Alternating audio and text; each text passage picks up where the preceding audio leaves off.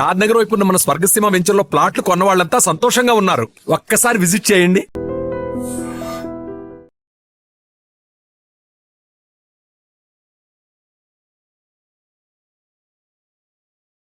మీరు చేస్తున్న అన్ని కేసులు చెప్పుకొచ్చారు.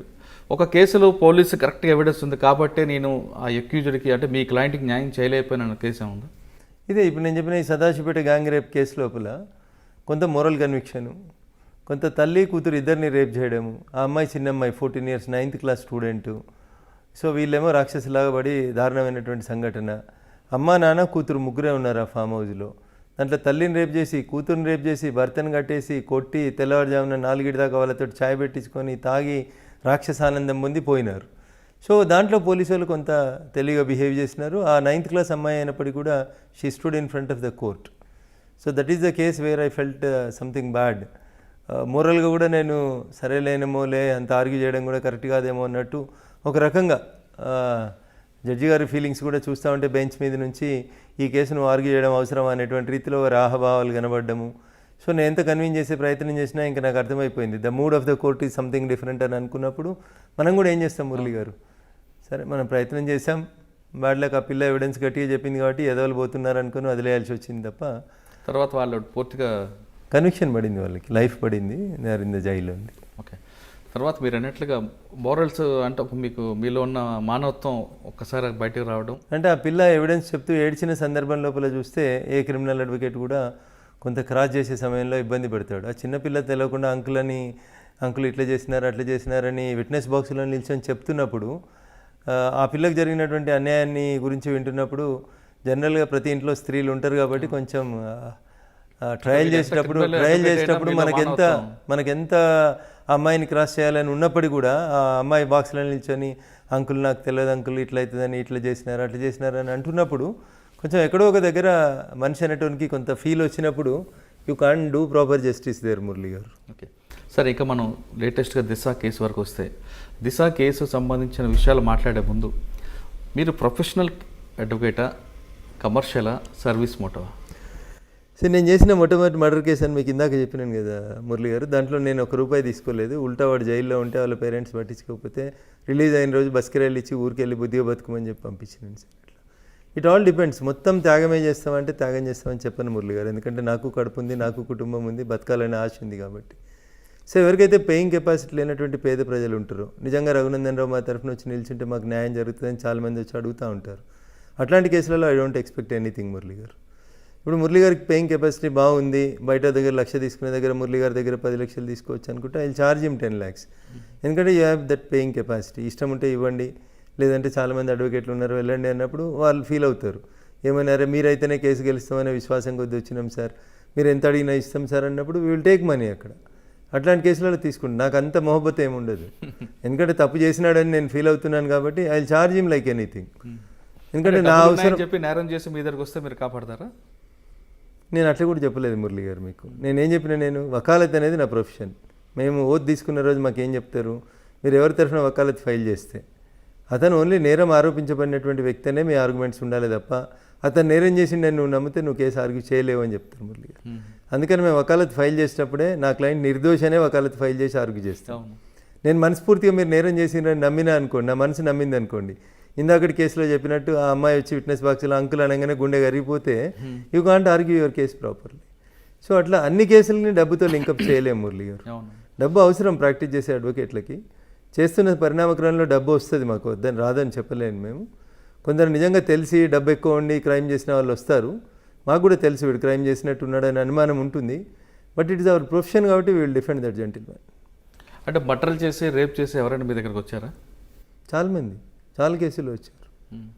సరెండర్ చేయండి అన్న పోలీసు వాళ్ళు కొడతారు, కొంచెం దెబ్బలు దాక్కుండా చూడండి అని అట్లా. ఇప్పుడు మీరు చెప్పిన షామీర్పేట ఎన్కౌంటర్ దగ్గర నుంచి మొదలుకుంటే చాలా కేసులలో వాళ్ళకు కాన్ఫిడెన్స్ అన్నట్టు. రఘునందన్ రావు దగ్గరికి పోతే దెబ్బలు పడకుండా, ఎన్కౌంటర్ కాకుండా మనల్ని కాపాడుతాడు అనేటువంటి ఒక విశ్వాసం ఉంటుంది. కానీ అటువంటి విశ్వాసం వాళ్ళలో నమ్మకం పెరిగింది కొద్ది క్రైమ్ రేట్ పెరుగుతుందని కూడా వాదన ఉంది. సో ఆయన ఎవరు ఎంకరేజ్డ్ క్రైమ్ మురళి గారు? నా దగ్గరకు వచ్చినటువంటి క్లయింట్లను మీరు అందరినీ చూడండి, తర్వాత కేసు అయిపోయిన తర్వాత అయినా వాళ్ళని కొంచెం మార్చి సమాజానికి ఉపయోగపడే రీతిలోనే డైవర్ట్ చేస్తా ఉన్నాను తప్ప బాబు నీ దగ్గర 10 లక్షలు ఉన్నాయా, ఇంకో మర్డర్ చేసిరాపో నేను కాపాడుతాను ఎప్పుడు చెప్పను నేను ఎవరికి. సో నీకు భార్య ఉంది, ఒక కూతురు ఉంది, ఒక కొడుకున్నాడు, నీకు లైఫ్ పడ్డది అనుకో, ఇప్పుడు నీ ఏజ్ ఎంత, నీ కూతురు ఏజ్ ఎంత, ఇవన్నీ ఆలోచించుకో. సరే క్షణిక ఆవేశంలో చేసినావు, ఈ తప్పులోంచి నేను బయటికి తీసుకొస్తాను, but it should not be your profession అని నేను చెప్పేంతవరకు చెప్తాను మురళి గారు. సో మారే వాళ్ళు మారుతారు, మారని వాళ్ళు కత్తి పట్టినప్పుడు కత్తికే, తుపాకీ పట్టినప్పుడు తుపాకీ అన్నట్టు బలైపోతూనే ఉంటారు వాళ్ళు. వాళ్ళని మనం ఏం చేయాల్సిన అవసరం లేదు మురళి. అలాగే మీ క్లయింట్లు ఎవరైనా బలైపోయిన పోతూనే ఉంటారు చాలా మంది. ఇంకా ఎవరొక్కరు చెప్పండి, ఇంక పేర్లు వద్దులేండి మురళి గారు. నేను చెప్తున్నాను కదా, కత్తి పట్టినోడు కత్తికే పోతాడు. అదే ఇప్పుడు 307 ఉందనుకోండి మురళి గారు, నేను మిమ్మల్ని పొడిచాను, 4 గాయాలైనాయి, మీకు మీ అదృష్టం బాగుంది, మీరు బతికి వచ్చారు, రేపు మీకు నా మీద రివెంజ్ తీసుకోవాలని ఉంటుంది కదా. ఏదో ఒక రోజు సమయం కోసం ఎదురు చూస్తుంటారు కదా.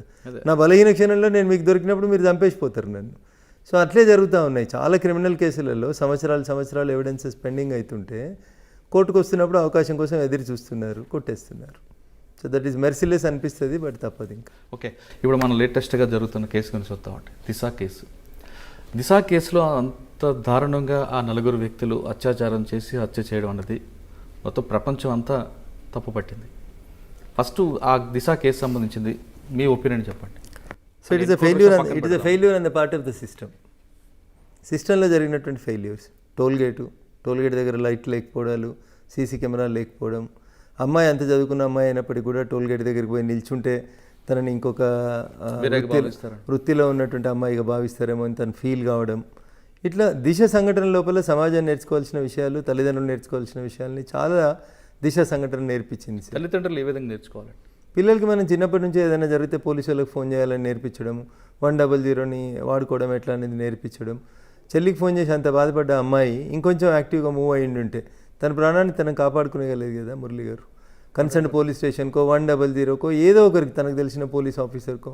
కానీ మన వ్యవస్థ ఎట్లా తయారైంది మురళి గారు అంటే, పోలీస్ స్టేషన్కి వెళ్ళడం అంటేనే అదేదో తప్పు చేసినట్టు, చెడ్డోళ్ళు మాత్రమే పోలీస్ స్టేషన్కి వెళ్తారు అని చిన్నప్పటి నుంచి పిల్లలకు నేర్పించడం అనేది కొద్దిగా బాధాకరమైనటువంటి విషయం. ఇప్పుడు బాగా అభివృద్ధి చెందిన దేశాలలో ఏం జరుగుతుంది, మిమ్మల్ని అమ్మ నాన్న కొట్టినా, స్కూల్లో టీచర్లు కొట్టినా, you call so and so number అని చిన్నప్పటి నుంచి టీచర్లే చెప్పి నేర్పిస్తూ ఉన్నారు. సో అంత బాగా చదువుకున్న అమ్మాయి, అంత మెరిటోరియస్ స్టూడెంట్ అయినటువంటి అమ్మాయికి 100 కాల్ చేయాలన్న ఆలోచన ఆ నిమిషం రాలేదు చూడండి. ఎందుకు? మన సమాజం అది నేర్పిస్తలేదు మనకి. ఆడపిల్ల అంటే తల్లిదండ్రుల పక్కనే ఉండాలి, తల్లిదండ్రులకే చెప్పుకోవాలి తప్ప పోలీసు వాళ్ళకి చెప్పుకోవద్దు అనేటువంటి ఆ ఫీల్లో ఉంటున్నామేమో మనం అనేది ఒకటి ఆలోచించాలి, మన కరికులం ఆలోచించాలి. సో అట్లాంటి బాధాకరమైనటువంటి సంఘటన వచ్చినప్పుడు తనంతట తాను ఎదుర్కోవడానికి ఉన్నటువంటి మార్గాలు ఏందని తను ఆలోచించుకోలేకపోయింది. వెహికల్ వదిలేసి వెళ్ళిపోయింటే అయిపోయేది కదా మురళి గారు. ఎక్కడిపోతుంది నా వెహికల్, రేపు వస్తుందిలే ఈరోజు కాకపోతే, నాకంటే పంక్చర్ అయినటువంటి వెహికల్ని తీసుకొచ్చి టోల్ దెబ్బ దగ్గర నూకి ఆడ తాళం వేసిపోయి ఉంటే తెల్లారి వచ్చేది వెహికల్. సో చాలా ల్యాక్యునస్ కనబడుతున్నాయి అక్కడ మనకి. సీసీటీవీలో నిన్న మొన్న పోలీసులు రిలీజ్ చేసినట్టున్నారు, మీడియాలో కనబడుతుంది, లారీ రోడ్డు మీదకి ఎక్కుతున్న దృశ్యాలు కనబడుతున్నాయి. కానీ దిశను వాళ్ళు పట్టుకున్నటువంటి దృశ్యాలు కనబడుతున్న సీసీటీవీలు ఎక్కడున్నాయి మీకు? దిశను వాళ్ళు పికప్ చేసింది, బలవంతంగా లాక్కెళ్ళినటువంటి సీసీటీవీ ఫుటేజ్లు ఏవి? భద్రత మాదే, బాధ్యత మాదే అని చెప్పి పోలీసులు ఏం భద్రత ఇవ్వగలిగినారు? టోల్ గేట్ల దగ్గరనే జనం ఉన్న ప్లేస్లోనే ఇట్లా జరిగితే జనం లేని ప్లేస్లలో జరిగే క్రైమ్లకి ఎంత ఇబ్బంది ఉంటుంది. ఇప్పుడు మీరు రింగ్ రోడ్ చుట్టూ రాత్రిపూట పోండి మురళి గారు, ఏంది మీ పరిస్థితి? ఏం లేదు అక్కడ మీకు. You have no support at all.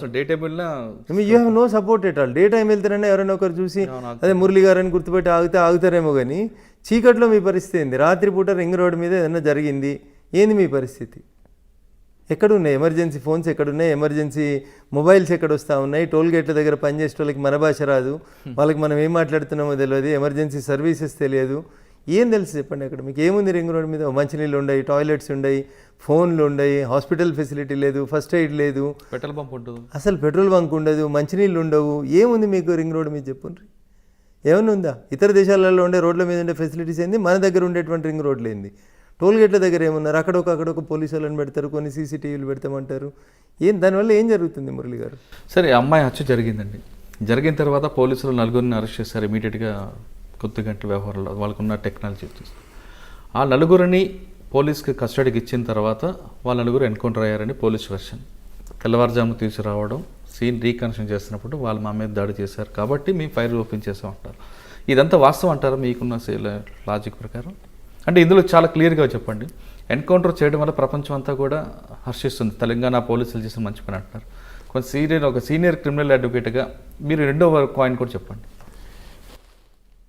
ఎన్కౌంటర్ని support చేస్తావా, వ్యతిరేకిస్తావా అంటే, ఒకవేళ అది నిజమైన ఎన్కౌంటర్ అయితే నేను సపోర్ట్ చేస్తాను దాన్ని.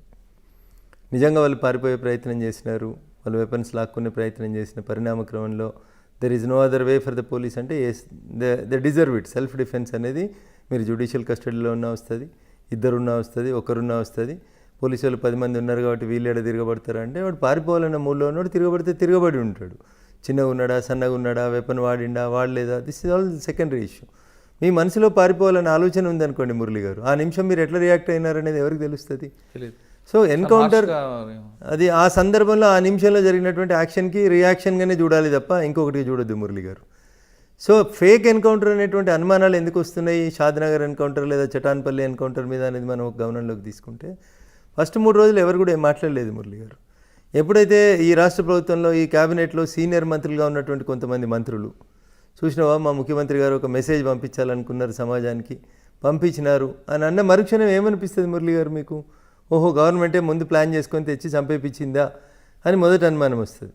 ఒక మంత్రి మాట్లాడితే సరే తలసాని శ్రీనివాస్ యాదవ్ గారు అంటే ఏదో తెలియకుండా మాట్లాడాడేమో, చట్టాలు తెలియమో అని అనుకుందాం. కొద్దిసేపటి తర్వాత మళ్ళీ పువ్వాడ అజయ్ గారు చూసినా మా ముఖ్యమంత్రి గారు వదిలిన రామబాణం ఎట్లుంది అని అంటే, so what is the message you are sending? 1 2 3 మంత్రులు మాట్లాడినారు వరుస పెట్టి. అంటే వాళ్ళ కార్యకర్తలను ఉత్సాహపరచడానికి లేదా మహిళా వాళ్ళ పట్ల వాళ్ళకి ఒక సానుభూతి తీసుకురావడానికి ఆ మాట ఉండొచ్చు కదా. ఇదే ఆ సందర్భం మురళి గారు. మీరు ఏ స్థానంలో ఉన్నారు? బాధ్యత గల ఒక మంత్రి స్థానంలో ఉన్నారు. Cabinet decision is collective decision. ముఖ్యమంత్రి మీరు అందరూ కూర్చొని నిర్ణయాలు తీసుకుంటారు. మరి ఇప్పుడు ముఖ్యమంత్రి గారిని మిమ్మల్ని ఎన్హెచ్ఆర్సీ లేకపోతే రేపు సుప్రీంకోర్టు ప్రశ్నించాల్సి వస్తే ఇదే చెప్తారా? కార్యకర్తలను ఉత్సాహపరిస్తేందుకు మేము చంపేసినామని చెప్పమని చెప్తే కోర్టు ఒప్పుకుంటుందా మురళి గారు? సో బాధ్యతాయుత స్థానాల్లో ఉన్న వాళ్ళు, రాజ్యాంగం మీద ప్రమాణం చేసినటువంటి పెద్దలు, మీరు మాట్లాడేటువంటి మాటలు బాధ్యతాయుతంగా ఉంటే బాగుంటాయి తప్ప ఇట్లాంటి మాటలు మాట్లాడి మేమేదో మా కార్యకర్తలకి జోష్ నింపడానికి చేసినామనంటే ఇప్పుడు కార్యకర్తలు అడుగుతున్నారు, మరి రేపు చేసిన అందరినీ కాల్ చేయమని అడుగుతున్నారు. You have that power. అందరినీ కాల్ చేస్తారా? లేదు కదా. ఇక్కడ అగ్రకులం అమ్మాయి కాబట్టి కాల్ చేసినారు, మరి అక్కడ టేకు లక్ష్మికి అన్యాయం జరిగింది, టేకు లక్ష్మి విషయంలో కూడా కాల్ చేయండి అని అడుగుతుంది సమాజం. మరి కాల్ చేస్తారా? అప్పుడు ఏం సమాధానం చెప్పాలి? కార్యకర్తలకు ఏం చెప్పాలి? పోలీసు వాళ్ళకి ఏం చెప్పాలి? రేపు సుప్రీంకోర్టు ఈరోజు ఆర్డర్ ఇచ్చింది మురళి గారు. ఏంది, ఎవరు కాన్సిక్వెన్సెస్ ఫేస్ చేయాలి? మాట్లాడిన ఈ మంత్రులకి నోటీసులు వచ్చినాయి అనుకోండి, ఏం చెప్తారు వీళ్ళు? అవును మేము క్యాబినెట్ కలెక్టివ్ డిసిషన్ మేమే ఎన్కౌంటర్ చేయమని చెప్పి పోలీసులకు చెప్పినామని చెప్పమనండి మురళి గారు. ఒక మంత్రిని ముందుకొచ్చి జరిగే ఫలితం ఏముంటుంది, పర్యవసానం ఏముంటుంది తెలుస్తుంది. సంబంధిత మంత్రి జైల్లో ఉండాల్సి వస్తుంది. క్యాబినెట్ నిర్ణయం అంటే ఒక మాట అంటే చాలు, అది ఇంకా తప్పదు కదా. అప్పుడు ముఖ్యమంత్రి గారు జైలుకి పోవాల్సి వస్తుంది, మంత్రులు జైలుకి పోవాల్సి వస్తుంది. ఎట్లా చెప్పగలుగుతారు? కొందరిని తీసుకొచ్చి మీరు హత్య చేయండి అని చెప్పే అధికారం క్యాబినెట్కి ఉంటుంది కదా. క్యాబినెట్కి ఎట్లుంటుంది చెప్పండి? అది మీరు అన్నట్లుగా ఎక్స్చేంజ్ ఆఫ్ ఫైర్ అవ్వచ్చు, అక్కడ జరుగుతున్నప్పుడు మీరు నేను ఇద్దరం కూర్చొని మాట్లాడుతున్నాం మురళి గారు. ఇప్పుడు యాక్షన్ ఏదైనా జరిగితే రియాక్షన్ జరిగిందంటే ఒక మీనింగ్ ఉంటుంది. యాక్షన్ లేకుండా రియాక్షన్ చూపెడితే ఎట్లా జనం జస్టిఫై చేస్తారు? కాన్స్పరెన్సీ కనిపిస్తుంది. ఇప్పుడు మంత్రులు మాట్లాడిన తర్వాత ఆ చటాన్పల్లి ఎన్కౌంటర్ ఫేక్ ఎన్కౌంటర్ అనేటువంటి అభిప్రాయం ప్రజలలో బలంగా పోతుంది. దానికి తోడు ఇలా సుప్రీంకోర్టు ఒక సిబిఐ విచారణో ఒక రిటైర్డ్ జడ్జి తోటి విచారణో అనేసరికి ప్రజలు ఏమనుకుంటున్నారు? ఓహో ఇది నిజంగా అబద్ధంగా జరిగిందా? ఇప్పుడు రెండో కోణం వచ్చింది మురళి గారు జనం ముందుకి. ఏమని? వాళ్ళు పేదోళ్ళు కాబట్టి, వాళ్ళ తరఫున మాట్లాడేటోడు ఎవరు లేడు కాబట్టి, ఆ చనిపోయిన అమ్మాయి అగ్రకులం అమ్మాయి కాబట్టి అందరు కలిసి చేపించారు. అదే అక్కడ టేకు లక్ష్మికి జరిగింది అన్యాయం. టేకు లక్ష్మి విషయంలో ముద్దాయిలందరూ ఒక వర్గానికి సంబంధించిన వాళ్ళు కాబట్టి భయపడుతుంది. మళ్ళీ ఏ ఓవైసీలో ఆత్మలు అడ్డం వస్తాయో అని చెప్పి చంద్రశేఖరరావు గారు భయపడుతున్నారు. ఇట్లాంటిదంతా సోషల్ మీడియాలో చర్చ జరుగుతూ ఉంది. స్కోప్ ఎవరు ఇచ్చినారు? గౌరవ మంత్రి వర్యులే ఇచ్చినారు. వాళ్ళ మాటలు మాట్లాడి ఉండకపోతే దిశ ఎన్కౌంటర్ గురించి ఇంత ఇష్యూ ఉండేది కాదు మురళి గారు. దిశకు జరిగింది అన్యాయం, దిశ పట్ల వాళ్ళు ప్రవర్తించింది అజ్ఞానులుగా మూర్ఖులుగా ప్రవర్తించారు. ప్రజలు అందుకనే వాళ్ళకి మంచి శిక్ష పడ్డది అనుకున్నారు. కానీ ఆ మాట మంత్రుల నోట్ల నుంచి వచ్చినప్పటికీ జనం ఏమనుకుంటున్నారు? అట్లెట్లా చేస్తారు? గరీబోళ్ళు అయితే చేస్తారా? డబ్బున్నోళ్ళు అయితే చేస్తావా నువ్వు? మరి ప్రత్యూష హత్య కేసులు ఏమైంది? ఆయేషా మీరా హత్య కేసులు ఏమైంది? డబ్బున్నోళ్ళ హత్య కేసులలో ఏం జరుగుతున్నాయి చెప్పుండ్రు అనేటువంటి గొంతు అనగదొక్కబడినటువంటి వర్గాల నుంచి వినబడుతుంది. దానికి అవకాశం మనం ఇచ్చినట్లే, మనమే మంత్రులు ఇచ్చినట్టు, మనం కాదు, పాలకులు ఇచ్చినారు. కాబట్టి they have to face the music. ఇప్పుడు ఆల్రెడీ సుప్రీంకోర్టు కూడా ఒక కమిటీని వేసింది, 6 నెలలు రిపోర్ట్ ఇవ్వమని చెప్పింది. ఇది ఏ విధంగా ఉండిపోతుందండి? గతంలో జరిగినటువంటి అనేక సంఘటనల్ని, అనేక ఎన్కౌంటర్లకు సంబంధించి సుప్రీంకోర్టు ఆధ్వర్యంలో జరిగిన విచారణల్ని చూస్తే మీకు గుర్తుండే ఉంటుంది. చివరికి మా జాతీయ అధ్యక్షుడిగా పనిచేస్తుండే ప్రస్తుత హోంమంత్రిగా ఉన్నటువంటి అమిత్ షా గారు కూడా ఒక ఎన్కౌంటర్కి సంబంధించి ఎంత ఇబ్బంది పడినటువంటి పరిస్థితులు మీరు గమనంలోకి తీసుకున్నారు.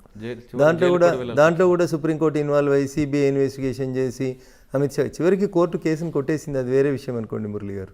కానీ ఈ ఫేస్డ్ లాట్ ఆఫ్ ట్రబుల్స్. ఆ రోజు గుజరాత్ హోంమంత్రిగా ఉన్నందుకు వారు ఎంత ఇబ్బంది పడ్డారో చూస్తారు మీరు. రాష్ట్రంలోంచి తాడిపారు కూడా ఇచ్చినారు, 3 నెలలు జైల్లో ఉండాల్సి వచ్చింది, రకరకాలైనటువంటి అవస్థల్ని ఫేస్ చేయాల్సి వచ్చింది. సో అల్టిమేట్గా కోర్టు ఆ కేసును కొట్టేసింది, అది వేరే విషయం అనుకోండి. బట్ ఒకవేళ ఫేక్ ఎన్కౌంటర్ అని సుప్రీంకోర్టు నిర్ధారణకు వస్తే ఎన్ని రకాలైనటువంటి ఇబ్బందులు వస్తాయి మురళి గారు. సో కాబట్టి బాధ్యతాయుత స్థానంలో ఉన్న కొందరు మంత్రులు చేసిన మాటలు పోలీస్ అధికారులను ఇబ్బంది పెడతాయేమో అనేది నాకు అనిపిస్తున్నటువంటి అంశం. సార్ ఫైనల్గా చెప్పండి, ఇప్పుడు ఎన్కౌంటర్ ఫేకా కరెక్ట్ అన్నది సుప్రీంకోర్టు కమిటీ ఇచ్చిన నిర్ణయం మీద ఆధారపడి ఉంటుంది. ఆ విషయం పక్కన పెడితే పోలీసులు సాధారణంగా ఎన్కౌంటర్ చేయాలి, ఎక్స్చేంజ్ ఆఫ్ ఫైర్లు చంపాలని అంత రిస్క్ తీసుకుంటారా? అంత రిస్క్ తీసుకునే పోలీస్ అధికారులు ఇప్పుడు ఎవరు లేరు మురళి గారు. ఎప్పుడో 10 సంవత్సరాల క్రితం మానవ హక్కుల గురించి గొడవలు తక్కువ జరుగుతున్నప్పుడు, ఈ సీసీ కెమెరాలు లేనప్పుడు, టెక్నాలజీ లేనప్పుడు, మన మూమెంట్ని, మన సెల్ ఫోన్లని రికార్డింగ్లు జరుగుతలేనప్పుడు అవన్నీ జరిగినాయి మురళి గారు. అప్పుడు ఎన్కౌంటర్ అంటే కొంచెం ఈజీగా తీసుకునే వాళ్ళు పోలీసు వాళ్ళు, పెద్దగా ఎవరు పట్టించుకునే వాళ్ళు ఎన్కౌంటర్ గురించి కాదు. కానీ ఇప్పుడు ప్రతి ఒక్కరు పట్టించుకుంటున్నారు. మీడియాలో అవేర్నెస్ వచ్చింది, సోషల్ మీడియాలో వచ్చింది, సీసీటీవీలు కనబడుతున్నాయి, మీ ఫోన్లో మీరు ఎవరితో మాట్లాడినారు, ఏం మాట్లాడినారు జనానికి అందుబాటులోకి వస్తూ ఉంది. కోర్టులు యాక్టివ్ అయినాయి, ప్రోయాక్టివ్ అయినాయి, పోలీసులు అంటే వ్యతిరేకించేటువంటి సంఘాలు ఎక్కువైపోయినాయి సమాజం లోపల. కాబట్టి ఇప్పుడు ఏరి కోరి ఒక ఫేక్ ఎన్కౌంటర్ చేసి తన ఉద్యోగం మీదకో తన కుటుంబం మీదకో తెచ్చుకునేంత ధైర్యం ఏ పోలీస్ అధికారి కూడా చేస్తాడని నేను అనుకోవట్లేదు. ఎన్కౌంటర్ చేస్తే వెంటనే పోలీసుల మీద 302 పెట్టాలని కూడా సుప్రీంకోర్టు గైడ్లైన్స్లో ఉంది. ఇప్పుడు చాలా ఇబ్బంది ఎదుర్కొంటారు కదండి వీళ్ళు. ఖచ్చితంగా ఇప్పుడు 302 రిజిస్టర్ అవుతుంది. వాళ్ళకి గవర్నమెంట్ తరఫున పీపీ ఆర్గ్యూ చేయొద్దు, వాళ్ళు ప్రైవేట్ అడ్వకేట్ని పెట్టుకోవాలి. కొన్ని సందర్భాల్లో సస్పెండ్ అవుతారు, కొన్ని సందర్భాల్లో ట్రాన్స్ఫర్ అవుతారు, కొన్ని సందర్భాల్లో జీతం ఆగిపోతుంది, కొన్ని సందర్భాల్లో ప్రమోషన్స్ రావు, కొన్ని సందర్భాల్లో సుప్రీంకోర్టు మెట్లు ఎక్కాల్సి వస్తుంది, మధ్యలో రిటైర్ అయిపోతే పెన్షన్ కూడా ఇవన్నీ రావు. ఇట్లా రకరకాలైనటువంటి ఇబ్బందులు ఉంటాయి. కాబట్టి ఇన్ని రిస్కుల్ని దృష్టిలో పెట్టుకొని ఇప్పుడున్న పరిస్థితులలో తప్పు ఎన్కౌంటర్లు చేయడానికి ఏ పోలీస్ అధికారి కూడా ముందుకు వస్తాడని నేను అనుకోవట్లేదు మురళి గారు. అంటే మనం దిశ ఎన్కౌంటర్ కూడా ఈ వీళ్ళిద్దరు మాట్లాడకపోయి ఉంటే మాత్రం ఖచ్చితంగా రియల్ అనుకోవడానికి అవకాశం ఎక్కువ ఉంది. కానీ వీళ్ళు మంత్రులు మాట్లాడినారు కాబట్టి ఇప్పుడు అది ఫేక్ ఎన్కౌంటర్ ఏమో అనేటువంటి అనుమానాలు ప్రజల్లోకి వస్తూ ఉన్నాయి. సార్ ఫైనల్గా మీలాంటి వాళ్ళందరూ కూడా మీ ప్రొఫెషన్కి వచ్చేటప్పుడు కొత్తగా వస్తుంది ఒకళ్ళు వాళ్ళకి ఇచ్చే మెసేజ్ ఇది అంటే ఎలాంటి సర్వీస్ చేయాలని మీరు చెప్తారు? ఎలాంటి సర్వీస్ చేయాలని చెప్పాను, ఎట్లా ప్రాక్టీస్ చేయాలో చెప్తాను, బాగా చదవండి అని చెప్తాను, ప్రతి అంశాన్ని నెగ్లెక్ట్ చేయకుండా చూడాలని చెప్తాను. చిన్న గుండు సూది దగ్గర నుంచి 2 వెంట్రుకల దాకా మీ కేసు లోపల ప్రతిదీ ఎవిడెన్సే అవుతుంది. సో మనం ప్రతి కేసుని నేను మొన్న ఒక మర్డర్ కేసు గెలిచిన కాబట్టి రేపు వచ్చే మర్డర్ కేసు కూడా అట్లే ఉంటుందని అనుకోవద్దు. ఒక మర్డర్ పట్టపగల రోడ్డు మీద జరుగుతుంది, ఒక మర్డర్ ఒక పొలిటికల్ పార్టీకి ఇంకొక పొలిటికల్ పార్టీకి మధ్యలో జరుగుతుంది, ఒక మర్డర్ చీకట్లో జరుగుతుంది, ఒక మర్డర్ 4 గోడల మధ్యలో జరుగుతుంది. సో మెనీ ఇష్యూస్ ఉంటాయి. ప్రతిరోజు నేను ఒక విద్యార్థిని అనుకొని చెప్పి మీరు చదువు స్టార్ట్ చేస్తేనే న్యాయవాదిగా మనం ఎంత గొప్ప స్థానానికి ఎదగాలో అంత గొప్ప స్థానానికి ఎదుగుతాం. Always you should feel that you are a learner అనుకునే చదువుకోవాలి. ఇంకా నేర్చుకోవాల్సింది చాలా ఉందని అనుకోవాల్సిందే. అంతా నాకే తెలుసని ఎవరైనా అహంగా బిహేవ్ చేస్తే చట్టం రోజు రోజుకి నేరస్తులు మారిపోతూ ఉన్నారు, నేర స్వభావం మారిపోతూ ఉంది, ప్రతి క్రైమ్ లోపల ఎవిడెన్సెస్ మారిపోతూ ఉన్నాయి, పోలీస్ ఇన్వెస్టిగేషన్ మారిపోతూ ఉంది. కాబట్టి ప్రతిరోజు నేను ఒక విద్యార్థిని అనుకుని ఒక అడ్వకేట్ ముందుకు పోతే definitely you will be successful lawyer in this country. Okay, ప్రతిరోజు నిరంతరంగా విద్యార్థిని అని భావిస్తే ప్రతి జూనియర్ అడ్వకేట్ సీనియర్ అయిన తర్వాత కూడా స్టూడెంట్గా అనుకుంటే ఖచ్చితంగా అతను మంచి ప్రొఫెషనల్ అడ్వకేట్ అవుతారంటున్నారు రఘునంద్ గారు. ఖచ్చితంగా ఆయన చెప్తున్నట్లుగా ప్రతిరోజు అంటే ఒక కేసుకి తేడా ఉంటుంది. అదేవిధంగా పొగలు అవ్వచ్చు, రాత్రి అవ్వచ్చు, మధ్యాహ్నం అవ్వచ్చు, ఒక కేసులో గెలిచాం కాబట్టి అన్ని కేసులు గెలుస్తామనే ఆలోచన మర్చిపోయి నిరంతరం బుక్స్ చదువుతుంటే ప్రతి కేసుని ప్రతి సుప్రీంకోర్టు జడ్జిని కూడా మనం స్టడీ చేస్తుంటే ఖచ్చితంగా మంచి ప్రొఫెషనల్ అడ్వకేట్ అవుతారంటే తెలుస్తుంది. ఇది ఈ వారం రఘునంద్ గారితో ఎక్సలెంట్ ఇంటర్వ్యూ. వచ్చే వారం మరో గెస్ట్తో మళ్ళీ కలుద్దాం. అంతవరకు నమస్కారం. నేను మీ రఘునందన్ రావు, వృత్తిరీత్యా న్యాయవాదిని, ప్రవృత్తిరీత్యా రాజకీయ నాయకుడిని. ఐ డ్రీమ్ ఇంటర్వ్యూస్లో మురళీ గారితో జరిగినటువంటి ఒక న్యాయవాదిగా నా ఇంటర్వ్యూని చూడమని, ఐ డ్రీమ్ని సబ్స్క్రైబ్ చేయమని, ఐ డ్రీమ్ ఇంటర్వ్యూస్ని ఎంకరేజ్ చేయమని మీకు అందరికీ కూడా సవినయంగా విజ్ఞప్తి చేస్తా ఉన్నాను. Hello, this is Renu Desai. Please subscribe to iDream. Subscribe iDream. Please subscribe iDream. Please subscribe to iDream. For more videos, subscribe iDream. Hi, this is Revati Chaudhary. For more videos, please subscribe iDream. నా పేరు Taneti Vanitha, women and child welfare minister. For more videos please subscribe iDream. For more videos, please subscribe iDream. మీరందరూ కూడా iDream ఛానల్ని subscribe చేయాలని కోరుకుంటున్నాను. I'm Sucharita, Home Minister of Andhra Pradesh. For more videos, subscribe iDreams.